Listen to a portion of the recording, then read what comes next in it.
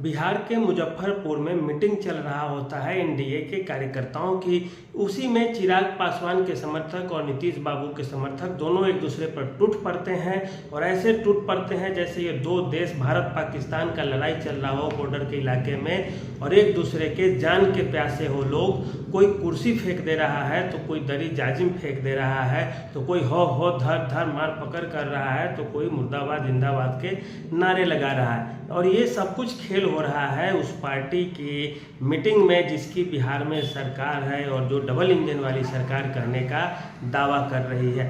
जीतन नमाजी कहते हैं कि चिराग से कम यदि उन्हें सीटें मिलती है तो वो फिर बवाल कर देंगे और ये वो है जो सरकार में अभी बैठ के सहयोगी हैं। चिराग पासवान 40 से कम पर मानने को तैयार नहीं है। इधर खबर चल रही है कि 100 सीटों पे जदयू भाजपा है तो उधर बच गया 43 सीट और 43 में 3 आदमी।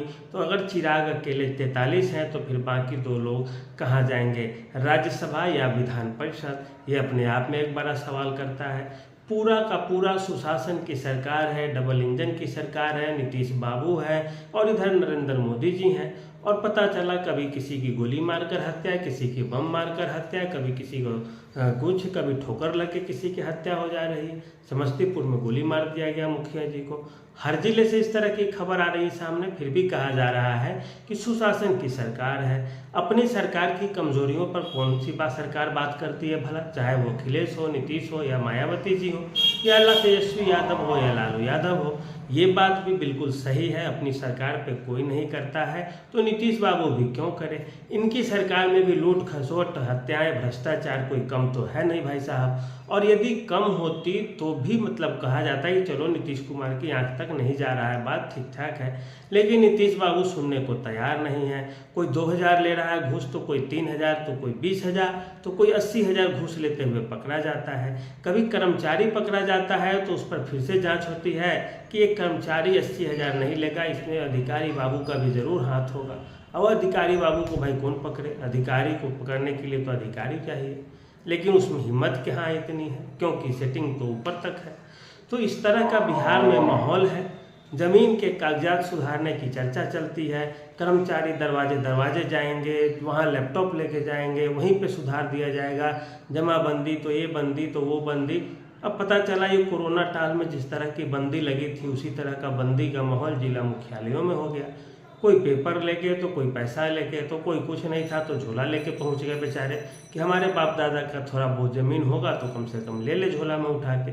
लेकिन क्या यहाँ तो कर्मचारी बाबू ही गायब थे, तो कहीं ताला लटका हुआ था तो कहीं कर्मचारी झोला पटके और चल दिए। अपना जनता उस झोला में से अपना अपना फाइल निकाली बाप दादे का और किसी किसी का वही निकालने में फट गया तो बेचारा फटा लेके अपना सन पापड़ी खरीदने के लिए पर्ची लेके घूम रहा है। अब कहा जा रहा है कि कोई ऑनलाइन करो तो ऑफलाइन। भाई वही था तो शुरू में आप ऑनलाइन करा देते, ऑनलाइन पर्ची दे देते, सब अपना डाउनलोड कर लेता, फटता भी नहीं पर्ची, हैरान भी नहीं होते और ऑनलाइन होता और बैठ के कर्मचारी 1 महीने में कम से कम आधा से ज़्यादा काम तो जरूर खींच दिए होते यदि ईमानदार मंत्री और सचिवों का अगर वहाँ से डंडा चल रहा होता।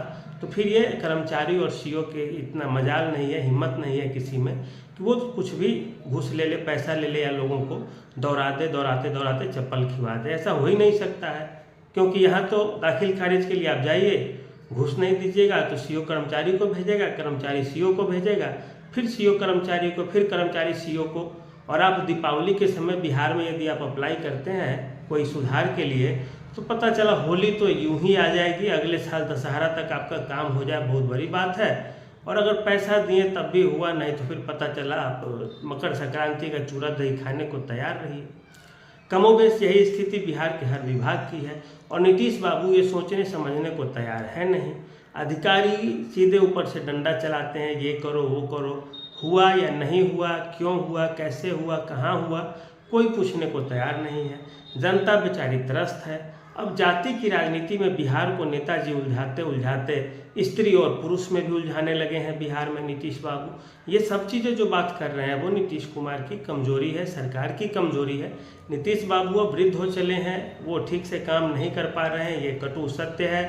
आप कहीं उनको मीडिया को ब्रीफिंग करते हुए नहीं देख रहे हैं। यदि 10 सवाल बिहार के बारे में पूछ दिया जाए तो वो निश्चित रूप से मेरा दावा है कि वो भूल जाएंगे। बस कोई अनुमति दे कि 10 सवाल पूछे जाने हैं, उनको नहीं पता होगा, आप यकीन मानिए इस चीज़ का। नहीं तो नीतीश कुमार उस तेवर के लोग नहीं हैं जो पटना की सड़कों पे गोलियां चलती, अस्पतालों में हत्याएं होती घुसकर और पुलिस खाली हाथ रह जाती और नीतीश कुमार इस्तीफा अपना न सौंपते या मंत्री का इस्तीफा न लेते या एसपी एसएसपी को बुलाकर जबरदस्त क्लास न लगा देते। नीतीश वैसे लोग नहीं थे। शुरू के नीतीश बड़े ईमानदार नीतीश थे और ये जनता दरबार वाले नीतीश थे। आपका कहीं नहीं सुना गया तो आप जनता दरबार में जाइए और नीतीश कुमार वहीं डीएम एसपी को फ़ोन लगा देते थे। वो नीतीश कुमार है। तो वो अब नहीं रहा, टेम्पर नहीं रहा, वो वाली चमक नहीं है, दमक नहीं है नीतीश में। तो यही सब कमजोरी है। तो लूट खसोट का अड्डा बिहार बन गया नीतीश कुमार की सरकार में।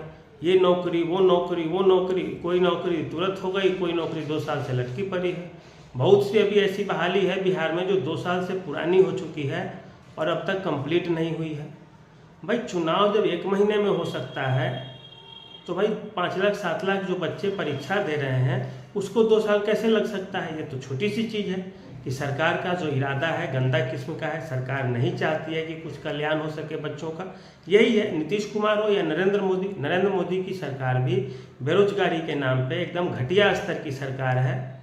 क्योंकि ये वो सरकार है जो 10,000 सीटों के लिए जब नौकरियों के लिए परीक्षा लेती है, अनाउंस करती है कि 10,000 पदों पे बहाली होगी, नरेंद्र मोदी की सरकार।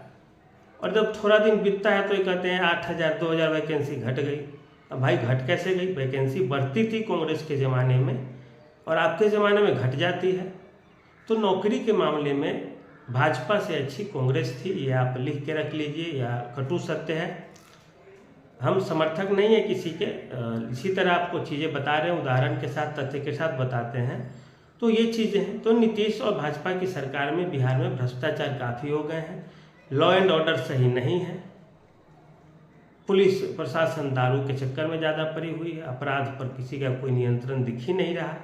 एसपी साहब बयान देते हैं कि 2024 के मुकाबले 25 में क्राइम में गिरावट आई है। अब भाई साहब ये IMF का डाटा दे रहे हैं। पिछले साल 84 लोगों की हत्या हुई थी, इस बार 81 लोगों की हो गई। कहा जाएगा कि इस बार थोड़ा ग्राफ नीचे है। 81 लोग जो मरे हैं उसकी जिम्मेदारी, इसका मतलब न तो राज्य की है, न प्रशासन की है, न पुलिस की है। तो बिहार में इस तरह का जवाब दिया जाता, कोई मर जाएगा तो सबसे पहले खोजा जाएगा कि इसके खिलाफ कोई केस था क्या। कहा जाएगा कि अतीत में इन पर 2 मुकदमे लादे गए थे, एक बकरी चोरी का और दूसरा ऊँट चोरी का। गिदड़ चोरी में भी इनका नाम आया था लेकिन ये दोष मुक्त हो गए थे। तो बिहार में इस तरह से चलता है। तो ये भाई साहब अब क्या करते हैं, इसमें अब फंसे हुए थे। इसी कारण से हत्या हो सकती है, थोड़ा जांच पड़ताल चल रहा है, ये वो दिस दैट चल रहा है। हो गया काम खत्म। अब कौन चार्जशीट फार्जशीट करता है, वो जाएगा जिसका नाम आएगा वो 6 महीने 5 महीने में बाहर आ जाएगा। इसका मतलब है कि या तो व्यवस्था कमज़ोर है या न्यायपालिका कमज़ोर है। तो न्यायपालिका पे हम उंगली तो नहीं उठा सकते, लेकिन हाँ ये जरूर कह सकते हैं कि व्यवस्था हमारी कमज़ोर है, ताकि हम सज़ा नहीं दिलवा सकते हैं। और ये हम सब जिम्मेदार हैं। लालू यादव तो जंगल राज वाले हैं, उनसे तो उम्मीद ही करनी बेकार थी। लालू यादव से तो उम्मीद ही करनी बेकार है। वो बेचारे फिर आएंगे तो यही खेल शुरू हो जाएगा। वो तो जाति जाति, यादव को बढ़ाओ, दलित को पिटवाओ, किसी मुस्लिम को बढ़वाओ, किसी सवर्ण को पिटवा दो, किसी एक मुस्लिम समाज से एक डाकू पैदा कर दो, एक यादव से पैदा कर दो, सारे बालू माफिया, सारे बालू टेंडर यादवों को दे दो, और जितना देश विदेश का काम हो इधर उधर का मुसलमानों को मस्जिद से लड़ा दो, मंदिर को यही चलता है जंगल राज में। दूसरा क्या? नीतीश सरकार में ये सब चीज़ें तो नहीं है, लेकिन भ्रष्टाचार लूट खसोट पर्याप्त मात्रा में है और इसके बहुत से सबूत भी हैं। तो नीतीश कुमार के लिए ये बहुत बड़ा संकट होने जा रहा है। दूसरी चीज़, नौकरी पेशा वाले लोग भी परेशान हैं कि हमें हाजिरी बनानी पड़ती है, ऑनलाइन ऑफलाइन, दिस दैट है। तो इस तरह का माहौल है बिहार में। तो इसमें निश्चित रूप से ये सही चीज़ है कि नीतीश कुमार की सरकार के लिए सब निगेटिव जा रहा है। नीतीश बाबू बिजली फ्री किए हैं, बिजली फ्री की 125 यूनिट, पेंशन की राशि में बढ़ोतरी, महिलाओं को पैसा, पुरुषों को पैसा। आज घोषणा कर रहे हैं कि 10-10 हज़ार रुपये देंगे महिलाओं को। भाई ये बेवकूफ़ बनाने का जरिया है। 10 हज़ार रुपये आपको कर्ज दिया जा रहा है, 12% ब्याज है। ये 10 हज़ार रुपये अगले ही साल 11,200 रुपये हो जाएगा और आपके यहाँ वसूलने वाले आएंगे और गाली गलौज करेंगे आपके साथ, आप नहीं देंगे तो इस चीज़ को कोई नहीं बता रहा है, सीधे कर रहा है 10 हज़ार। भाई 10 हज़ार ये भोज खाने के लिए मिला आपको कि उड़ाने के लिए दुर्गा पूजा के मेला में मिल गया है। तो इस तरह की चीज़ें लोग समझ नहीं पा रहे हैं और देख नहीं पा रहे हैं, लेकिन ये बहुत घटिया किस्म का चीज़ हो जाएगा। तो एक ये चीज़ें हैं। दूसरी चीज़, चिराग पासवान और जीतन मांझी में कला चल रहा है। इधर चिराग पासवान सीट ज़्यादा मांग रहे हैं, चिराग के समर्थक नीतीश को वोट देंगे, ये बहुत बड़ी बात है अगर दे दिए तो। इधर कांग्रेस राजद वाले हल्ला कर रहे हैं वोट चोरी वोट चोरी वोट चोरी। इधर प्रशांत किशोर सीधे नीतियों पे हमला कर रहे हैं। प्रशांत किशोर को न नीतीश से दिक्कत है न लालू से दिक्कत है तो इनकी नीतियों से वो हमला कर रहे हैं बहुत गंदे वाले। बिहार की जनता इस बार समझ रही है सारी चीज़ें, कुछ बोल ही नहीं रही है। गांव की गरीब महिलाएं भी कुछ नहीं बोल पा रही है कि किसको वोट देंगे किसको नहीं देंगे, इसको दें कि उसको दें। वो कर रही है समय आएगा तब बताएंगे। तो मामला कहीं ना कहीं बड़ा गड़बड़ है इस बार बिहार में, और गड़बड़ झोल है, गुस्सा काफ़ी है, सत्ता विरोधी लहर बहुत ज़्यादा है। भाजपा कितना भी कोशिश कर रही है लेकिन कोई सुनने मानने को तैयार नहीं हो रहा है, दिख नहीं रहा है, सारी चीज़ें एकदम अटपटा सी लग रही है। और निश्चित रूप से इसका जो सबसे बड़ा खामियाजा भुगतना होगा वो बिहार की जनता के साथ साथ बिहार की सरकार को भी, जो वर्तमान सरकार है उसको भी, कि कितना भी घोषणा कर ले लेकिन बिहार में इनको नुकसान का सामना करना पड़ेगा इस बार, क्योंकि प्रशांत किशोर भाजपा के वोट में सेंध लगा चुके हैं। कांग्रेस वाले नीतीश के वोट बैंक में सेंध लगाने की कोशिश कर रहे हैं। ये दोनों अगर 25% भी सफल हो गए तो आप समझ जाइए कि प्रशांत किशोर बीजेपी को डैमेज कर देंगे और कांग्रेस पार्टी अति पिछड़ी वोट बैंक में सेंधमारी करके कांग्रेस को कर देंगे और नीतीश कुमार को कर देंगे कांग्रेस वाले डैमेज। तो ऐसे में डैमेज्ड नीतीश, डैमेज्ड बीजेपी, दोनों मिलकर के डैमेज्ड एनडीए हो जाएगी और सीटों की संख्या में काफ़ी कमी आ जाएगी और नीतीश कुमार की सरकार बनते बनते रन आउट हो सकती है। 243 सीटों वाली में 122 चाहिए, तो वहाँ पे 120, 117, 118 भी रहें तो सरकार इनकी नहीं बनेगी और मुश्किल खड़ा हो जाएगा, राष्ट्रपति शासन लग जाएगा। और इस चीज़ का अंदेशा हमें बहुत पहले से है। तो आज के लिए इतना ही रहने दीजिए। कैसी लगी विश्लेषण आप हमें ज़रूर बताइएगा। धन्यवाद, नमस्कार।